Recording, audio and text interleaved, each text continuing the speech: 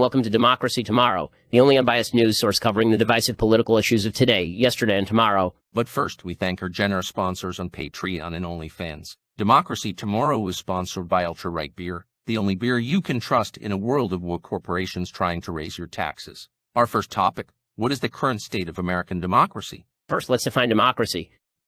Democracy is a system of government by the whole population or all the eligible members of the state, typically through elected representatives. You read that off of Google. Democracy comes from the Greek words demos, meaning people or population, and the suffix krasi, meaning rule together. They mean rule of the people. The power ultimately comes from the people, even if there are representatives. That's what I said. Democracy in America is an ever-evolving system, and the most recent development is extreme polarization caused by access to instant digital communication systems, which has led to increased radicalization. So, democracy in America. In order for us to understand the state of American democracy today, we first must look at democracy in America's past. Ben, why don't you talk on that? The trajectory of American democracy has best been described by a Frenchman traveling through America in the early 1800s, Mr. Alexis de Tocqueville. Mr. Tocqueville noted that Americans at all levels of society were able to exercise political power, in sharp contrast to the top-down aristocracies of Europe. Tocqueville also noted that black people and Native Americans were excluded from power due to racist beliefs held by the colonists.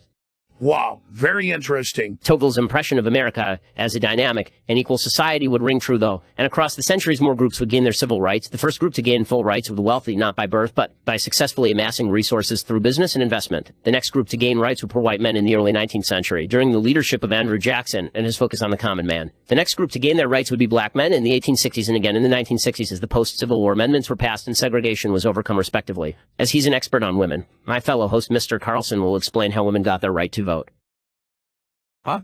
Don't fall asleep, Tuck. Have some of my charged lemonade. I cannot believe there is no caffeine. Anyways, women fought for the right to vote in the early 20th century and later for their right to respect in the 1970s. Finally, people in the 1970s who wished to protest against the war in Vietnam gained their right to vote through protest. And the passage of the 24th Constitutional Amendment. Now we know the history of democracy in America. So, what does tomorrow hold? Well, I want to point out the recent radicalization of democracy through the use of inflammatory political discourse sprayed on social media. Now, the spread of disinformation by radical leftist Joe Biden is easier than ever before, and people on these media platforms are falling for untruthful rhetoric. These people are capitalizing on how easily radicalized many Americans are, and they are feeding them misinformation and lies to grow their own fan base, creating a feedback loop. Here, let me play some examples of this. There are people out there spreading lies and conspiracy theories, all for internet clout. It's despicable. Ultra-right, 100% woke-free beer. Gay people. I don't No. chemicals in Wait, the water not that. to turn the friggin' frogs gay. It's Do you despicable. understand that? Showing this one was unnecessary. Serious crap. To lie to the public and purposely spread misinformation to bolster one's own ego. Who could do such a thing?